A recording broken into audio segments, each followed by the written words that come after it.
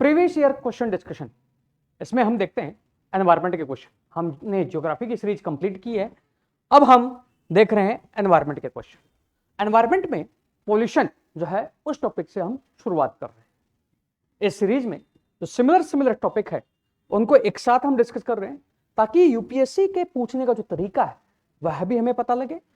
Plus इस series का purpose यह है कि यूपीएससी है उसमें रिसोर्स हम एग्जाम हॉल में ही कैसे क्रिएट करें, हम क्वेश्चन कैसे करें, प्लस किस क्वेश्चन को हम लीव कर सकते हैं वह हम देखें।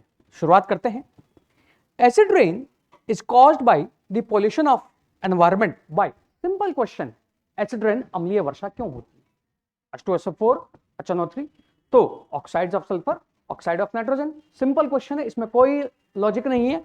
आंसर है इसका डी, आंसर है इसका डी। ठीक है, यही नेक्स्ट आपका डायग्राम है।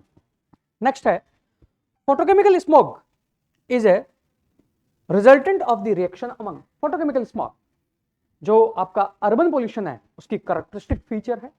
जो आपका वार्म एरियाज है जहां पर इंडस्ट्रीज है वहां पर क्वेश्चन सिंपल है। एग्जाम में यूपीएससी में क्वेश्चन तो सिंपल होता है, बट जहां वो ऑप्शन दिए हैं वो ऑप्शन हमें कंफ्यूजन क्रिएट करते हैं। उस जो ऑप्शन हमें कंफ्यूजन क्रिएट करते हैं उनसे हमें अपने आप को बचाना है।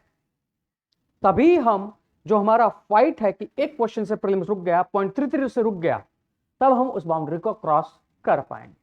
ऑप्शन है NO2, ozone, peroxy acetyl nitrate in the presence of sunlight, CO, O2, peroxy acetyl nitrate in the presence of sunlight, CO, CO2 and NO2 at low temperature, high concentration of NO2, ozone, CO in the evening। यहां पर ये evening, ये low temperature आपको confusion के लिए दे रखे because warm temperature चाहिए, तो यहां पर और वह मॉर्निंग और आफ्टरनून का फीचर है, तो ये ऑप्शन हट जाएंगे। ऑप्शन यहां पर ए या बी। अब यहां पर CO नहीं है, NO2 और ओजोन है, तो यह है फोटोकेमिकल स्मॉग जो है आपका NO2 ओजोन का जो पोल्यूशन है, और जो अल्ट्रावायलेट रेज है जिसमें एक कैरेक्टरिस्टिक केमिकल बनता है कंपाउंड, वो आपका इस फोटोकेमिकल स्मॉग के लिए जिम्मेदार है। तो उस क्वेश्चन का आंसर है ए, सिंपल क्वेश्चन है।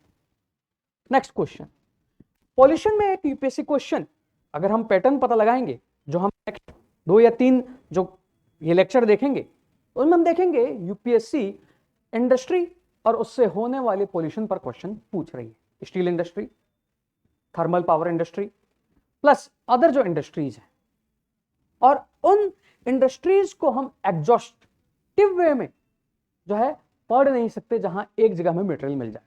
पढ़ भी लिया तो एग्जाम वो कंफ्यूजन क्रिएट करेगा। यहां ऑप्शन इतने सिंपल है कि हम अगर उस इंडस्ट्री में यूज होने वाले रॉ मटेरियल्स को जानते हैं तो क्वेश्चन हो सकता है। जैसे ये question, consider the following, carbon dioxide, oxides of nitrogen, oxides of sulphur, which of the above is or are the emission or emissions from coal combustion at the thermal power plant।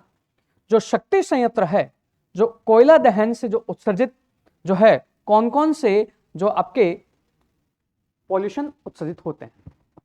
Carbon dioxide, oxides of nitrogen, oxides of sulphur. Thermal power plant coal use करते हो, भारत के कोल में sulphur की impurity है जो हमने geography decoded series में देखा था, बट सल्फर लो है, SO2 का उत्सर्जन होगा, इसको बर्न करोगे तो CO2 तो उत्पन्न होगी ही होगी और CO भी उत्पन्न होगी, तो 1 और 3 तो सही है, 1 और 3 सही है।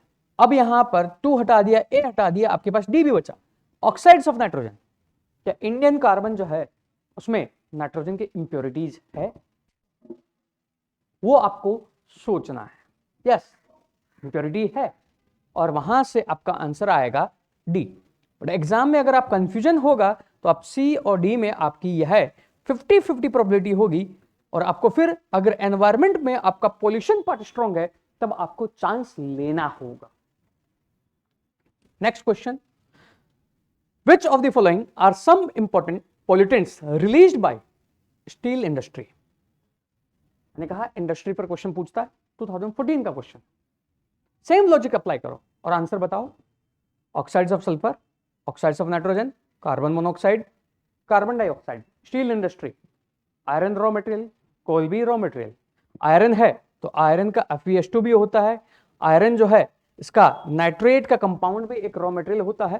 तो अगर यह है तो यह होगा कार्बन मोनोऑक्साइड और कार्बन डाइऑक्साइड, तो ऑब्वियस सी बात है।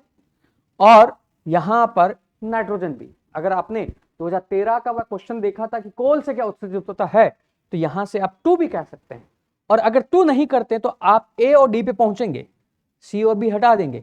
बट यह आप लॉजिक से क्लियर कर ले गए तो आप आंसर इसका D मार्क करेंगे। इस तरह आपको क्वेश्चन करना है। और इंडस्ट्री से होने वाली पोल्यूशन पर एक क्वेश्चन यूपीएससी पूछ रहा है। Next simple question. इस क्वेश्चन में लॉजिक क्या होगा, सोचिए। इस क्वेश्चन में क्या लॉजिक होगा कि आंसर आएगा।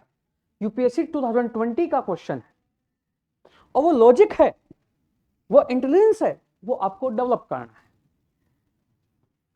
Which of the following are the reasons or factors for exposure to benzene pollution? Benzene pollution के उत्पाद के फैक्टर या कारण क्या है। Automobile exhaust. अब यहां देखो कैसे याद करोगे, मान लो नहीं याद आ रहा है। हमने एम्बिएंट एयर क्वालिटी इंडेक्स पढ़ा है, हमने एयर क्वालिटी इंडेक्स पढ़ा है। एयर क्वालिटी इंडेक्स में 8 पोल्यूटेंट है, तो एम्बिएंट एयर क्वालिटी इंडेक्स में 12 पोल्यूटेंट है और उन 12 पोल्यूटेंट में बेंजीन है। और हम कहते हैं कि शहरों में बेंजीन का पोल्यूशन ज्यादा है बिकॉज यहां पर वेहिकुलर पोल्यूशन है। जब वेहिकुलर पोल्यूशन है तो आंसर ए तो होगा ही होगा। जब ये होगा तो आंसर ये होगा, ये होगा, ये होगा, ये हट जाएगा। टैबेको स्मोक मान लो नहीं पता है। वुड बर्निंग, चारकोल होता है, मान लो नहीं पता है। यूजिंग वर्निश्ड वुडन फर्नीचर, आपका रोगन किया हुआ लकड़ी का फर्नीचर है, उसका उपयोग कर रहे हो, तो क्या उससे ऑटोमेटिक बेंजीन का पोल्यूशन हो जाएगा? अगर वह होगा तो हमें तो लकड़ी का उपयोग बंद कर देना चाहिए, उस पर रोगन करना ही नहीं चाहिए। फिर है पॉलीयूरेथीन से निर्मित उत्पादों का उपयोग। अगर हम कर रहे हैं तो हम उत्पाद का निर्माण कर ही क्यों रहे? जब पोल्यूशन है तो हमारे लिए हानिकारक है, तो वाई गवर्नमेंट विल अलाउ?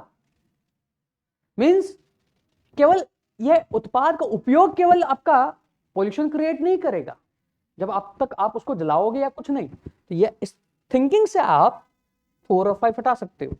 जो ही 4 और 5 हटाओगे आंसर ए बचेगा। और वैसे सेकंड थिंकिंग, टैबेको निकोटीन होता है, निकोटीन का जो फॉर्मूला है उसमें बेंजीन की तरह कंपाउंड और यहां पर और रहता, इससे भी आप अज्यूम कर सकते हो।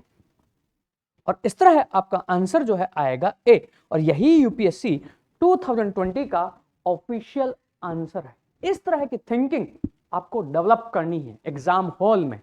और ये थिंकिंग जब तक डेवलप नहीं होगी जब तक हमने इनफ उस तरह की प्रैक्टिस नहीं की है, उस तरह सोचा नहीं है। और ये सेम थिंकिंग मेंस के लिए भी है।